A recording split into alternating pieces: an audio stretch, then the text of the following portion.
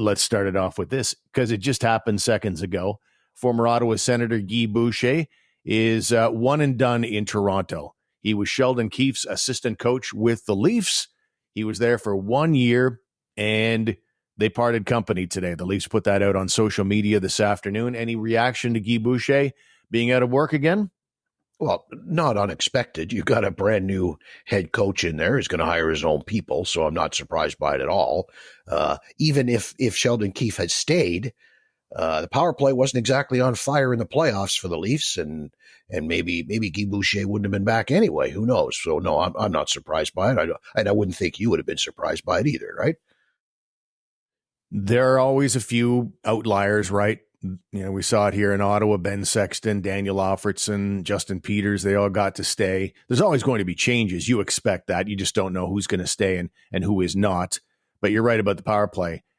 It's almost a feast or famine thing with Guy Boucher. You think about him as a head coach. He was in Tampa Bay in 2011, first year there, right to the conference final. And then the next 2 seasons, he missed the playoffs the following year and was dismissed by year 3. And exactly the same thing happened 6 years later in Ottawa. Year 1 conference final, missed the playoffs the following year, missed the playoffs and got fired in the 3rd year. So whether you're talking about the power play as an assistant coach, which was great in the regular season, not so much in the playoffs, just seems like the whole feast or famine thing tends to follow Guy Boucher around. But yeah, no, not surprised. In answer to your question, I'm keen to see what happens though, because that was a guy that was out of hockey for about 4 years after he left the Ottawa Senators, and then he got the job in Toronto. It's not like he was an assistant coach anywhere else. He got hired by Sheldon Keefe, lasted a year, and now he's out. And I'll be interested to see if he gets another opportunity or not. He still remains, though, the last guy to take the Senators to a playoff spot as a head coach. And that's a bit depressing, I think. Yeah. I mean, he's a guy who could probably get a job in Europe if he wanted to. I'm not sure how young the kids are. Maybe it's not something he wants to do at this stage in life. Maybe he's hoping to find something in North America. But he could certainly find a job in the American Hockey League, or if he really wanted to, he could probably find a bench to jump on as an assistant somewhere in the NHL. I would think that when he was out of work, it was probably because he wanted it that way and was happy that way for a year or two. And we'll see where he pops up next, I guess. I was thinking, because you go back and hit, because we always go with the Andlauer group, and we know how fond they are of connections. This was a guy who took the Hamilton Bulldogs. Now, this is the AHL version of the Hamilton Bulldogs to round 3 of the playoffs. That was Andlauer's team. And I'm thankful that the Sens have a almost overloaded coaching staff now, so we don't have to go down the road of, well, he's connected to Andlauer in the group. Maybe he's in line for an assistant coaching job. I think the bench is pretty much full now. Yeah, I think they're done with the Andlauer connections. And actually, speaking of Andlauer connections, the other one that was still out there was John Gruden.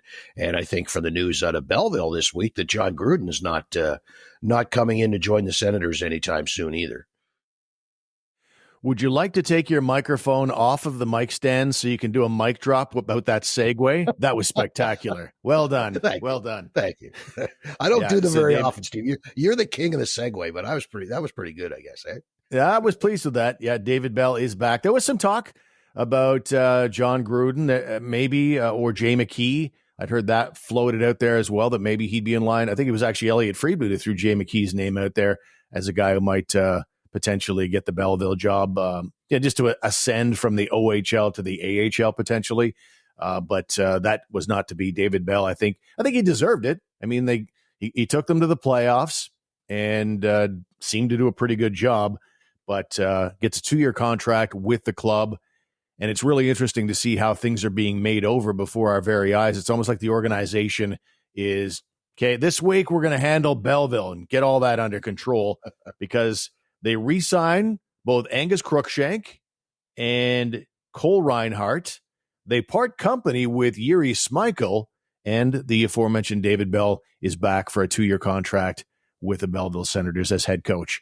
Was there anything notable for you or anything surprising in that group of 4? Well, I think Schmeichel may surprise some people, but really he wasn't able to accomplish much here. I don't think that his soft skills are going to allow him a chance to play up in the lineup like he can in Europe, and really couldn't put up much point-wise, production-wise. He basically did very little. So I guess it makes sense that he's gone. Reinhart, Cruikshank, I mean, you need to sign. You need to have bodies in Belleville. There's still a whole heck of a lot, like a virtual truckload of guys still to be signed down there, but that'll get done over the course of the rest of the summer. There need to be decisions made. Obviously, draft factors into that. Any trades that are going to happen in the next little while will factor into that to as far as shaping your roster for Belleville. So slowly but surely, guys are getting signed. Good for Angus Cruikshank. He's a favorite of yours, and I've always thought he looks okay. I don't know that he's going to be a full-time NHLer someday, but here's an opportunity for him to continue on that path and someday maybe become a full-time Senator. So it's good to see him back. I was kind of pleased with that one. I think if you give him Parker Kelly opportunities to just get out there every single night, and after a while, what a difference it makes when you fancy yourself as a full-time NHLer and not a guy who's one bad shift away from a trip back to the minors. I think when you get Angus Cruikshank back in that headspace in the NHL, I think he'll be a step up from Parker Kelly. I think he'll do what Parker Kelly does, and that's fly around, be a bit of a pest. Obviously not going to drop the gloves and be much in the way of fighting, but he is a guy that'll be in the right spots, and I think that he can deliver a little more offense than Parker Kelly generally can, which is an odd thing to say because Kelly had his career high year. He had 18 points this year, so he bumped it up a little bit this year. But I really think that when you see what Cruikshank did in Belleville offensively, Parker Kelly in Belleville in his days there never came even close to what Cruikshank put up there. So I have a feeling that Cruikshank can be Parker Kelly with a little more finish, and you do need that secondary scoring. And you mentioned Yuri Schmeichel. I think that was I wasn't prepared to turn the page on that guy exactly. I wouldn't have minded having him back and kicking the tires on him again, just because I don't think he necessarily had what I'd call a fair look. He played 20 games, yes, but he played 9 minutes on average per game, and he got to play with the aforementioned Parker Kelly or Zach McEwen or Mark Kastelik. You're really not, I mean, his calling card isn't grinding on the fourth line. He got his contract from Sweden because he was a scorer in the top Swedish league. And I thought he was one of the best players in training camp last fall, but because they had cap issues, he wasn't their best player, but he certainly wasn't their worst. He was, I thought he was comfortably inside their best 12 forwards. But because of contracts and salary cap, he gets sent down to Belleville. It didn't sound like he took it very well. So that would have been a guy I would have brought back just to see what more he may have. I think it's a bit of Sokolov there at the end of the day, though. Lots of skill offensively and all that, but skating's below average. Not as bad as Sokolov's, but below average. Yeah, that's what I'm saying. His foot speed not there. And again, this is one of those. He's a tweener. He's probably a classic tweener, right? He's not going to be a top six guy, so he either needs to make changes to become a third line guy, or he says, you know what, I can make mega dollars by going home. And I think that's what it comes down to. He'll make more money and be able to play the game the way he wants to play it at home, rather than be a third liner here and probably be unhappy.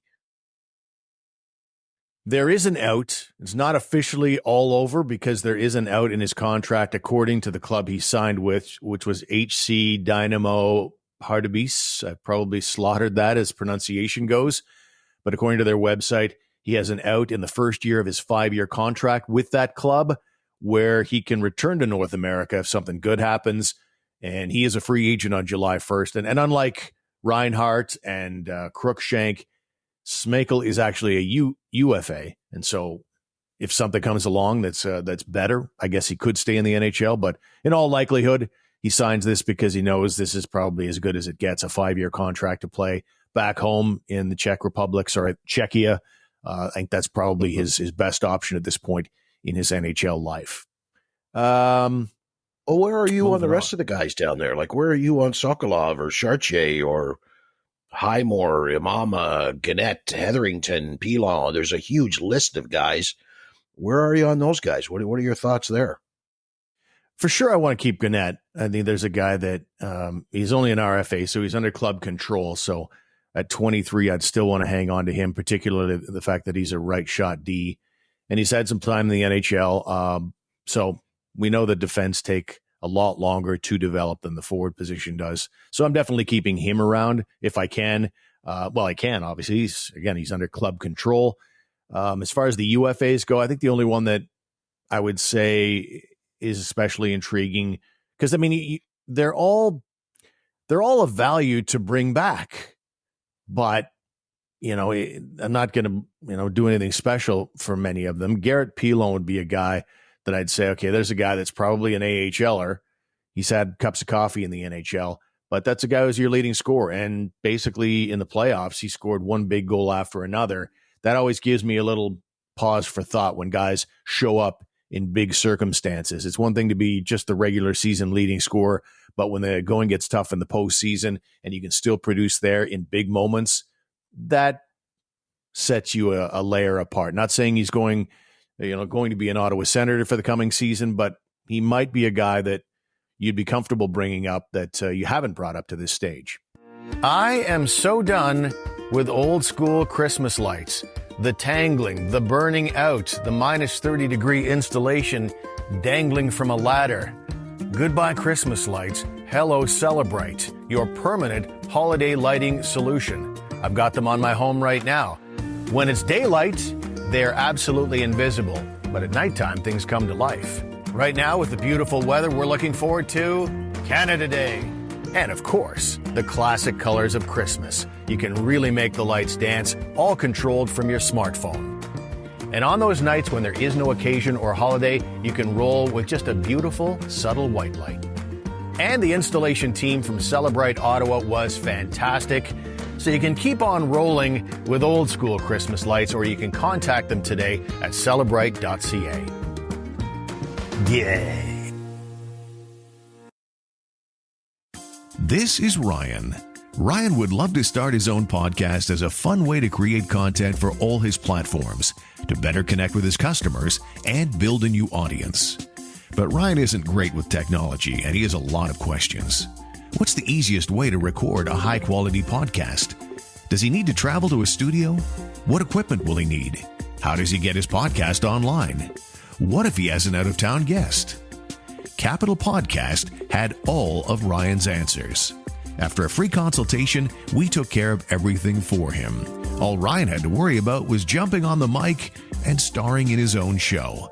He's recording this week's episode right from his office. His expert guest this week is one of his customers who's in a Chicago hotel room. And Capital Podcast is online with them, making sure the final product is perfect.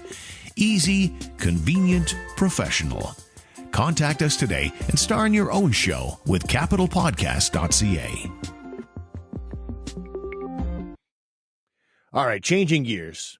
Enough with the Belleville Senators talk for now. I'm sure we'll have more in our next episode, but the goaltending situation is kind of interesting, and I thought that was one of the more interesting comments that we heard from Dave Poulin, who is now Steve Staios' right-hand man with the organization. He was up there with Cyril Leader along with Dean and Gord at a season ticket holder event that was held this past week at Canadian Tire Center.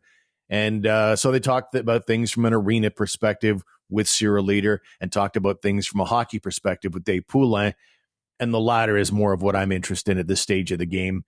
And goaltending was kind of an interesting statement from Dave Poulin, admitting, we're not happy with the goaltending, but you know who else is not happy with the goaltending is the current goalies on this team. I'm paraphrasing, but that's effectively what he said. And he basically said they haven't closed the book on rolling back Anton Forsberg and Jonas Korpisalo. But I guess what else are you going to say at this stage? Because, you may have to do that if things don't work out in either trades or free agency. There's not much else you can say.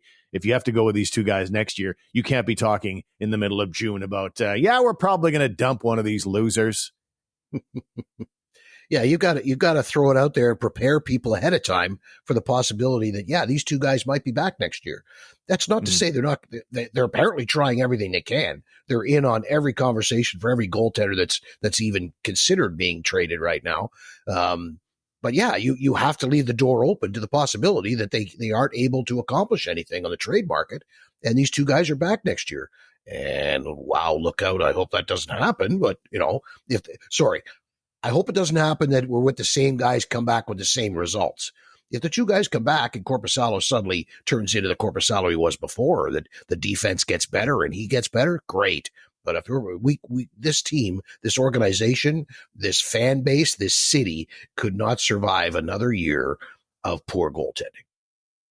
Agreed.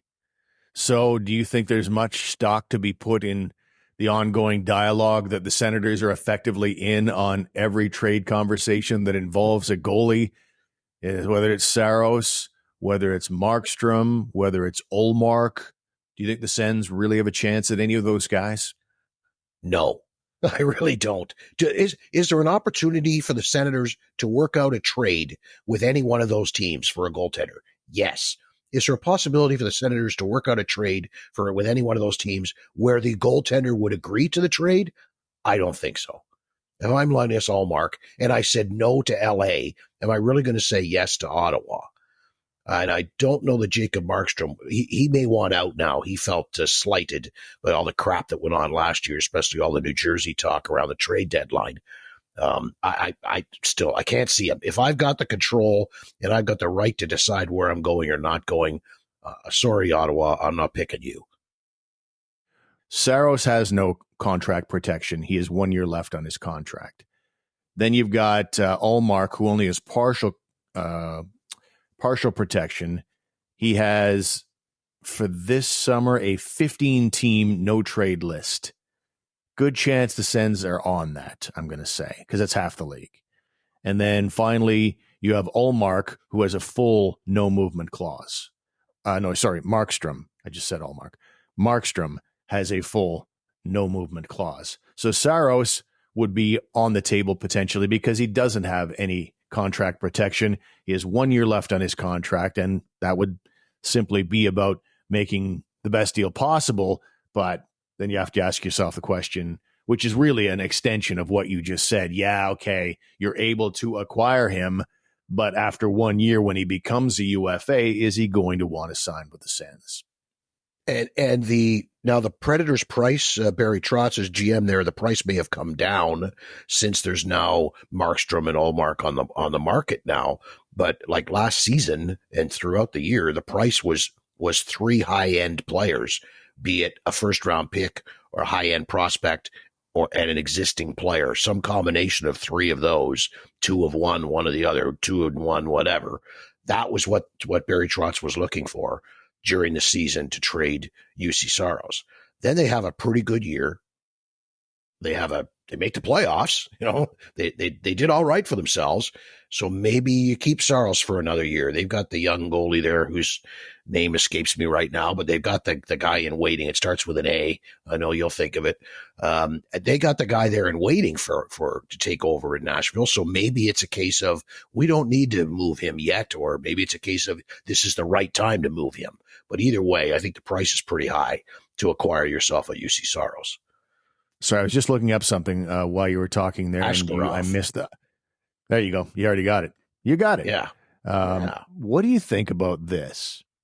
Because as far as unrestricted free agents this summer go, there aren't many guys there. However, there is a former Ottawa Senator still out there who basically lost his job to another former Ottawa Senator, Chris Driedger. Chris Driedger is with Coachella Valley, and he lost his job to Joey Decord. And he is in the AHL final, I believe, right now. And let's see here, he's played 13 games. He's an 11-2 record with a .923 save percentage in the AHL playoffs. He's 30 years of age. He's 6'4", 208 pounds. And Pierre Dorion once told JR and I at one of those fanfares that he believed Chris Driedger was once the Sens goalie of the future. Wow. Could he still be the Sens goalie of the future? Because he is a UFA at season's end. He makes I think he's in at $4 million right now and playing in the minors at that number, but full on UFA for the coming season. Could there be a dark horse there? I think he's an upgrade on Forsberg. No doubt in my mind on that. I don't see Chris Driedger being a number one goaltender in the NHL. I don't even know that he'd be all that strong enough that you could play him as a 1A, 1B like in Boston. I think if he's playing in the NHL, he's a clear-cut backup, but he's an improvement on Forsberg. So if you're going to make a trade along the way here and you kind of keep it in your back pocket, hey, maybe we can just go around and circle back around and sign Driedger, then maybe that makes Forsberg a trade chip or somewhere along the line with some of these deals you're trying to cook up right now and up until the draft. He was a beast with the Panthers there in a backup role, 938 save percentage in 12 games in 2020, 927 save percentage with Florida in 2021 through 23 games. So he's got a pretty small sample size. Again, he's 30 years old and he's only played 67 games in the NHL. But desperate times call for desperate measures. I think Sens fans have seen enough of the status quo. And if Chris Driedger and the price is right, maybe that's something you kick the tires on. This is what the summertime on the Sens Nation podcast is all about, kicking the tires on notions and ideas. What are you doing with the current roster, the NHL roster, UFAs and RFAs? I think we're both in agreement that you're taking a walk on Kubalik. He can go wherever the hell he wants. We don't care. But what are you doing with RFAs, Kachuk, Kelly, Pinto, Brandstrom? Yeah, so Kubalik for sure gone. But I don't want to make it seem like I don't care. I care. These are human beings, for God's sakes. It was frustrating to watch him go immediately to the World Hockey Championship and be one of their better players on way to a gold medal. But no, I've seen enough at this level. If Kubalik can't be consistently in your top six, which to me would indicate you're a really bad hockey team, if he can't be in your top six, then there's no value there because he's just certainly not a bottom six guy. Just doesn't get involved enough. Checks out, not physical, pass. Then which other UFA did you want to talk about? Well, he's the only real UFA. It's the RFAs now. It's Kachuk, Kelly, Pinto, and Brandstrom. Oh, well, I want to re-sign them all. I know that there's talk that Brandstrom may not even get a qualifying offer, but Kachuk, I could probably see optional. He was okay, but certainly not a guy I'm giving a raise to. If he wants to hang in there, replaceable. And that's a good way of putting it. Parker Kelly, same thing. Pinto, obviously, he's got to get done. Brandstrom, I know there are people out there saying with Brandstrom, he's expendable. It's time to move on from him. Maybe, but he's under club control, and I'm going to use that to my advantage. Hang on to him for now, and then see how it goes after that. Unless they really have felt like, okay, we're not re-signing this guy because we don't think he's even tradable at this stage of his career, then okay. But I have a hard time believing that Erik Brandstrom has become an untradeable asset. And I also want the assurance of knowing I've got a left shot D who can play in that bottom six, because we don't know what's going on with Chychrun. He might be out the door. And we don't know if Tyler Kleban is ready to be an NHL defenseman yet. So once you have that in the back of your mind, then suddenly Brandstrom starts to make some sense. Don't you? I don't know about you, Steve, but I really look forward to the day when we can get through an off season without discussing Erik Brandstrom and his contract status, and are we re-signing him? Are we not re-signing him? Is it 1 year? Is it 2 years? A qualifying offer? I want it to be over with. Either he's finally established himself and he's in the 6 or 7 D that are on this team and signs a 3-year deal and performs like that, or you just get him out of here. I'm tired of having this conversation. I really am. Well, it's not Steve Staios' fault. This is his first go around in the offseason, obviously. So we'll know what Brandstrom's status is pretty quickly. Either Staios has liked what he's seen in the past year, or he does not. And if it's the latter, I think he'll be gone. If he likes him, then maybe you'll get your 2 or 3 year contract at this stage of the game. But because that is a position that Staios played, and he probably likes his defenseman a certain way. Staios was not a scorer, but he was also a guy who didn't mind being physical, and he did the right things back there. And those strike me as a couple of strikes against Brandstrom. Because, that's the thing. What are you? I was a very small hockey player, and I didn't make very many teams because I wasn't fast either. So it's like, and I was okay, but I didn't make, I wasn't much of a scorer. You can't score and you're not that fast. So what are you exactly? With You can't score and you're not that physical. That's kind of Brandstrom in a nutshell. So It may be time. I agree with you. It may be time to finally make a decision because I just don't know what he is at this stage. Or what his value is. Yeah, agreed. As I babble into our next discussion point, as we get back to the Dave Poulin commentary at the 10 takeaways from the Senators season ticket holder event, our friend Ian Mendez put that together. Thank you very much, Ian. The Sens are staying flexible with the number 7 overall pick. Where are you at with that? Would you, because it is supposed to be a pretty good draft. There are some really interesting names that will almost certainly be available at 7. And some people say, yeah, you got to take that pick. Going to be a great player potentially. Others are saying, yeah, but that might not help you for 3 or 4 years because he's 18 years old. Where are you at? That's exactly the question that needs to be asked every time some name crops up that somebody's offering you. It's like, okay, and if we were drafting at 7 and grabbing a defenseman that we believe can play here, what is going to be better for us 3 years from now? A young defenseman or whatever is being offered today on the trade table, trade front? And that's all it's going to come down to. There's no other consideration here other than long-term. 4 years from now, whenever you're talking about trading a first-round draft pick, that is the discussion you have to have. What is better for us 3 years from now? And that's what it's going to come down to. So if it requires the 7th overall pick to acquire a goaltender, then that goaltender better be really good, and he better be here still being really good 3 or 4 years from now. Because if not, then you will lose the trade, plain and simple. So I'd be guarding it very closely, and you better knock my doors down. You better knock my socks off. You better, whatever cliche you want to use, you better come up with the right deal if you want my number 7 overall pick. I always get a kick out of the notion that anything is untouchable. Anyone is untouchable or untradeable. Everything and everyone is up for grabs for the right price, and that includes the number 7 overall pick. Hell, it includes Brady Tkachuk. It does. You knock my socks off, with something that I can't refuse, I'm going to go ahead and make that deal. At the end of the day, players and picks, they're all commodities, and anybody can be moved. The Gretzky effect. We've said that a billion times. Every hockey fan has. But there's truth in it.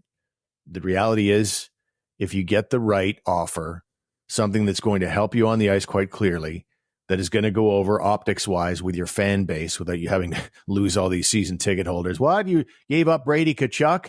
Hang on now. We got Connor McDavid. Oh, all right. Let's go. If the price is right, everything is for sale. Agreed. And there's even been talk that the Chychrun deal, I was reading the Boston Hockey News guy who was saying that the Bruins might have to trade their first round pick in a Chychrun deal. If Allmark's not in on the deal, then maybe you can get a first rounder for Chychrun. You never know. That would be nice to add to the first round of this season. You've already got your own at 7, and you've got Boston's at 24 via Detroit. So could you possibly even add a first round pick? Now, if that's the case, then maybe you think about flipping one out to get yourself a goaltender or to get yourself 2 or 3 veteran guys. You never know. There's all sorts of possibilities, all sorts of permutations depending on what goes down between now and draft day. We'll call it a day right there. A fine show today. Don't forget that our website is sensnationhockey.com. All kinds of cool stuff there, including a link to the Hockey News Ottawa. Lots of neat Sens stories going on right there. I encourage you to check that out. If you want to go direct to it, it's thn.com/Ottawa. And with that, we shall take our leave. We'll let Greg get back to the U.S. Open golf tournament. I may do the same. And Greg, have a great week, and we'll talk to you next time. For sure. Thank you, Stephen.